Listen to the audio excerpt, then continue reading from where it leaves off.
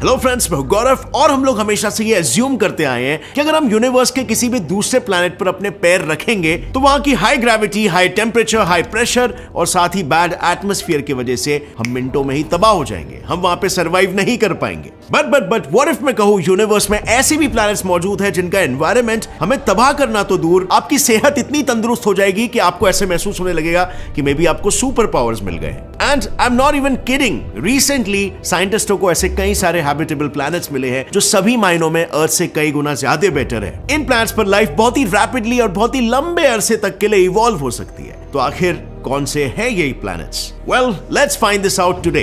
So guys, you know entire known universe में अर्थ इकलौता ऐसा प्लैनेट है जिस पर सिंपल लाइफ फॉर्म से लेकर कॉम्प्लेक्स लाइफ फॉर्म, सभी लिविंग ऑर्गेनिज्म जो कितने भी एक्सट्रीम एनवायरनमेंट में रहने के केपेबल है, वो इवॉल्व हुए हैं और हो रहे हैं। सो ये सब देखकर जाहिर सी बात है हम अर्थ को इकलौता या एक यूनिक ग्रह मानते हैं। बट कई सारे रिसर्चर्स का यह कहना है कि ऐसे कई सारे दूसरे प्लैनेट्स हो सकते हैं जिनके एनवायरनमेंट अर्थ के एनवायरनमेंट से भी ज्यादा फेवरेबल यानी कि अच्छे हो। पर क्योंकि हम पृथ्वी पर रह रहे हैं और इसीलिए instead of looking for better planets हम अपना पूरा का पूरा वक्त अर्थ के मिरर इमेज ढूंढने में ही लगा रहे हैं, व्हिच इज टोटली रॉन्ग। और इसीलिए 5 अक्टूबर 2020 में Washington state university and the technical university of Berlin के एस्ट्रोबायोलॉजिस्ट डर्क शुल्स मकूच ने एक नए मिशन की शुरुआत की। इस मिशन के जरिए उन्होंने ऐसे प्लैनेट्स को अपना टारगेट बनाया जो हमारे पृथ्वी से सभी मायनों में बेहतर थे। एंड यू वोंट बिलीव, उन्हें ऐसे प्लैनेट्स मिले भी, और वो भी एक या दो नहीं बल्कि पूरे 24 super habitable planets. So basically Schulze Makuch और उनकी टीम ने इन प्लैनेट्स को खोजने के लिए एक अलग ऑब्जर्वेशन करने का तय किया और इसके लिए उन्होंने क्राइटेरियाज की एक लिस्ट बनाई। और अगर कोई भी प्लैनेट्स उन क्राइटेरियाज को फॉलो नहीं कर रहा था, दैट मींस वो प्लैनेट सुपर हैबिटेबल नहीं था। So this was a simple way how they were filtering the planets.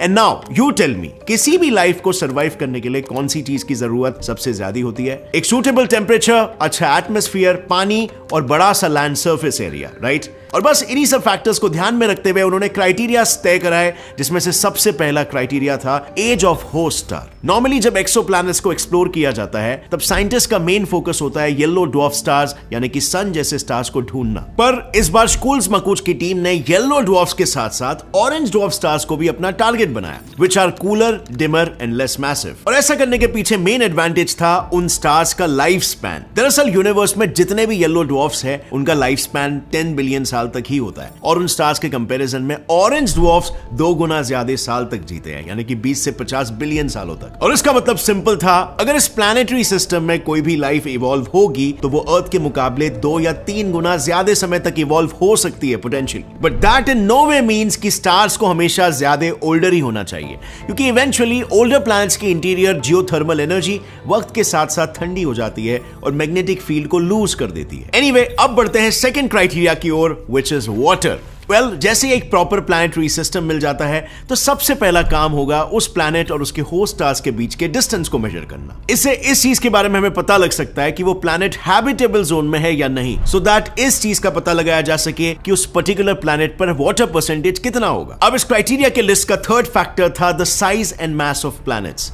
But अगर हम अर्थियंस की बात करें तो वैसे भी हमारी कोई यूनिवर्सल लैंग्वेज नहीं है, जिसकी वजह से हम एक लैंग्वेज बैरियर फेस करते हैं। और इससे एलिमिनेट करने के लिए आप जितने ज्यादा पॉपुलर लैंग्वेजेस सीख सकते हो उतना ज्यादा एडवांटेज आपके करियर को मिलता है। प्लस रिसर्चर्स के अनुसार आपका दिमाग भी ज्यादा शार्प होता है। इसके साथ नई लैंग्वेजेस को सीखकर आप दूसरों के कल्चर और हिस्ट्री के बारे में भी जान सकते हो। एंड इंटरेस्टिंगली, नई लैंग्वेजेस को सीखने के लिए हमें कोई महंगे बोरिंग कोर्सेस में अप्लाई करने की कोई जरूरत नहीं है, बिकॉज डुओलिंगो पर आप ये सीख सकते हो बिल्कुल फ्री और एंटरटेनिंग मैनर में। Duolingo world's most popular free language learning app है, जहां पर आप फ्रेंच, जर्मन, स्पेनिश जैसे 40+ लैंग्वेजेस को सीख सकते हो थ्रू इंग्लिश लैंग्वेज, और वो भी बस दिन के 10 मिनट देकर। अगर आपको इंग्लिश की प्रॉब्लम है तो डुओलिंगो में इंग्लिश सीखना बस किसी गेम खेलने जैसा आसान है, क्योंकि ये ऐप फोकस करता है आपके speaking, listening and reading skills पर। प्लस यहां पर सिर्फ 2 ही एक्सरसाइजेस करके आप बन सकते हो proficient in any language. In fact यहां आपको वैरायटी ऑफ टॉपिक्स जैसे ट्रैवल एंड जॉब अपॉर्चुनिटीज के साथ लैंग्वेज सिखाया जाएगा। तो देर किस बात बात की है, जाओ और डाउनलोड करो डुओलिंगो ऐप का लिंक नीचे डिस्क्रिप्शन में। And now let's move on, बात करते हैं हैबिटेबल प्लैनेट्स ढूंढने के क्राइटेरिया नंबर 3 की, जो है size and mass of planets. Researchers के अनुसार किसी भी प्लैनेट का मास और साइज लाइफ को इवॉल्व होने में इन्फ्लुएंस कर सकता है। बेसिकली उनका कॉन्सेप्ट काफी सिंपल था, जितना बड़ा साइज उतना बड़ा habitable surface area, and not just this, जितना ज्यादा मास उतनी ज्यादा ग्रेविटी भी, और अगर ग्रेविटी ज्यादा यानी potentially a thicker more stable atmosphere. But there is also one condition.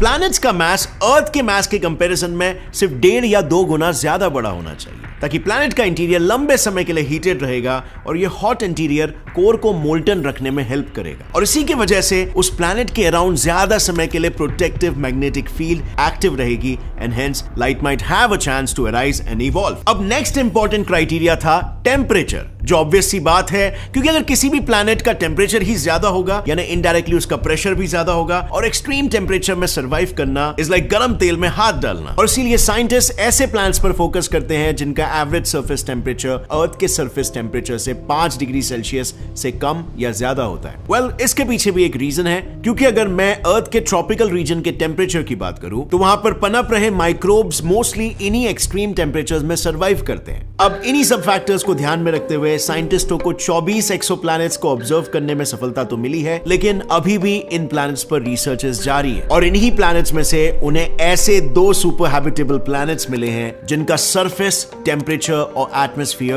अर्थ के मुकाबले काफी ज्यादा बेहतर है, और वो 2 प्लैनेट्स है KOI 5715.01 और KOI 5554.01। साइंटिस्टों के अनुसार ये दोनों ऐसे प्लैनेट्स हैं जिस पर हर एक पॉसिबल चीज मौजूद है, जो कि एक लाइफ को as we know it evolve होने के लिए नेसेसरी है। इन शॉर्ट, ये दोनों प्लैनेट्स लाइफ के एवोल्यूशन के लिए परफेक्ट प्लैनेट्स है। पहला प्लैनेट है KOI 5715.01, एक ऐसा प्लैनेट जिसका सरफेस टेम्परेचर अर्थ के सरफेस टेम्परेचर के मुकाबले 2.4 डिग्री सेल्सियस से कम है। साथ ही इस प्लैनेट का मास अर्थ से 7 टाइम्स ज्यादा है और साइज 8 टाइम्स ज्यादा है। दैट शोज लैंड का सरफेस एरिया भी ज्यादा है और ज्यादा मास की वजह से ग्रेविटी भी ज्यादा है, और इन्हीं सब फैक्टर्स की वजह से उस प्लैनेट का एटमॉस्फेयर भी काफी स्टेबल है। अब अगर वाटर सोर्सेस की बात करूं तो होस्ट स्टार और प्लैनेट्स के बीच का डिस्टेंस देखते हुए साइंटिस्टों ने यह अनुमान लगाया कि वहां पर बहुत ज्यादा मात्रा में वाटर सोर्सेज अवेलेबल है, which is a great thing. और अब बात रही KOI 5554.01 की, तो इस प्लैनेट का सरफेस टेम्परेचर 27 डिग्री सेल्सियस जितना है, यानी perfect for human body to survive. In fact इस प्लैनेट में हो रहे टेक्टोनिक प्लेट्स के मूवमेंट्स की वजह से यहां कंटिन्यूअसली नाइट्रोजन साइकिल शुरू है, और जैसे कि हम जानते हैं नाइट्रोजन साइकिल अर्थ के लिए काफी एसेंशियल है, क्योंकि बायोकेमिकल प्रोसेस की मदद से नाइट्रोजन मल्टीपल केमिकल फॉर्म में कन्वर्ट होता है, जैसे कि amino acids, proteins and even our DNA,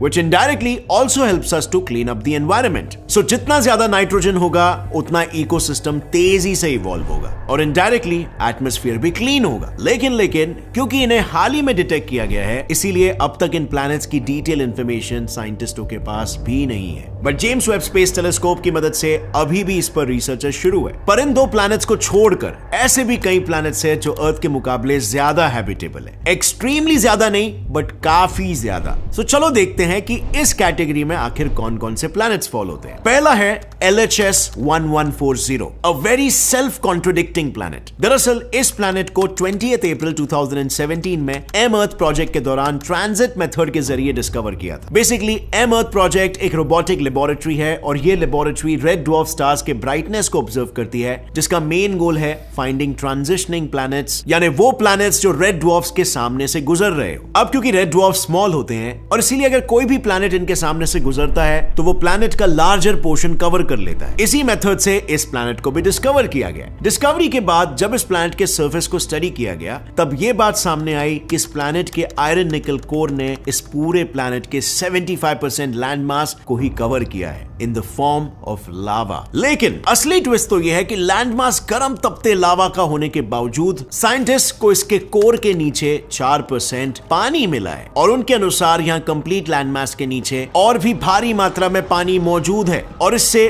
कई सारे एस्ट्रोनॉमर्स ने यह भी अनुमान लगाया है कि there could even be an underground water world. And not just this, पर अगर मैं इसके एटमॉस्फेयर की बात करूं तो इसके मैसिवनेस की वजह से यहां पर ग्रीन हाउस इफेक्ट ने एटमॉस्फेयर के साथ एक अच्छा बैलेंस बनाए रखा है। पर नेक्स्ट प्लैनेट तो ऐसा है कि साइंटिस्टों को वो इतना हैबिटेबल लग रहा है कि उन्होंने उस प्लैनेट पर एक्स्ट्रा टेरेस्ट्रियल लाइफ की जांच पड़ताल करने के लिए कई सारे मैसेजेस भी भेज रखे हैं, और वो प्लैनेट है लुइटन बी। 17 मार्च 2017 में इस प्लैनेट को रेडियल वेलोसिटी मेथड की मदद से डिस्कवर किया गया था। बेसिकली रेडियल वेलोसिटी मेथड में होता यह है कि दूसरे स्टार्स के रिस्पेक्टिव किसी एक स्टार की पोजीशन को ऑब्जर्व किया जाता है। अगर स्टार की पोजीशन कंटिन्यूअसली आगे पीछे हो रही हो, उसका मतलब उस सिस्टम में कोई तो मैसिव प्लैनेट एग्जिस्ट करता है जो उस स्टार को ग्रेविटेशनली इन्फ्लुएंस कर रहा है। सो जब इस प्लैनेट को ऑब्जर्व किया गया था, तब इस प्लैनेट के पोजीशन को स्टडी करते हुए ऐसा नोटिस किया गया था कि इस प्लैनेट पर वाटर कंटेंट बहुत ही भारी मात्रा में प्रेजेंट है। इनफैक्ट यहाँ पर किसी भी लाइफ के लिए essential materials like amino acids and hydrocarbons भी भारी मात्रा में प्रेजेंट है। In short, this planet seems to be just perfect.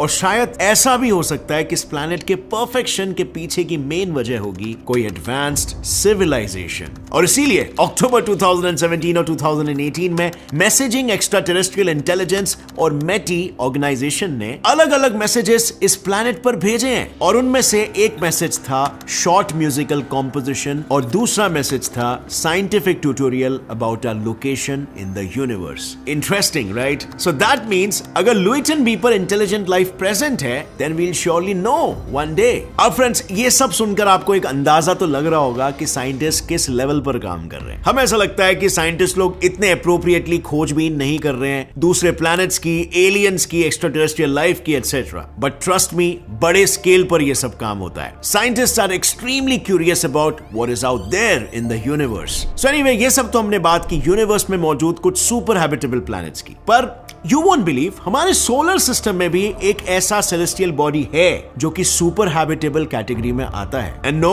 I am not kidding, और मैं प्लैनेट की भी बात नहीं कर रहा हूं। Just look at this. ये है Callisto, the second largest moon of Jupiter. इस इमेज में आपको ये व्हाइट स्पॉट दिखाई दे रहा है? Well, it is actually ice.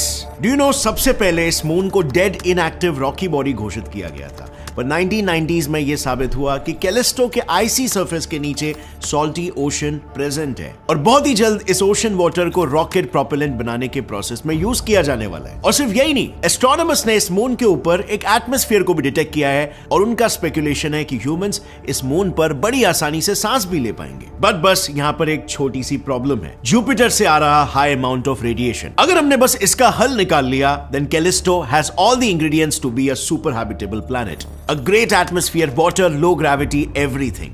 तो अब आपको क्या लगता है फ्रेंड्स, क्या मार्स के बाद कैलिस्टो एक नई ह्यूमन कॉलोनी बन सकती है इन द फ्यूचर? लिखिए अपना जवाब नीचे कमेंट सेक्शन में, और अगर इस वीडियो से आपको कुछ भी नया सीखने मिला, एक लाइक जरूर ठोकना। Get set fly science channel को भी सब्सक्राइब कर लो और बेल नोटिफिकेशन दबाओ, ताकि आगे आने वाली हमारी कोई भी वीडियो की अपडेट आप मिस ना कर सको। See you next time friends, till then as always stay curious, keep learning and keep growing. Jai Hind.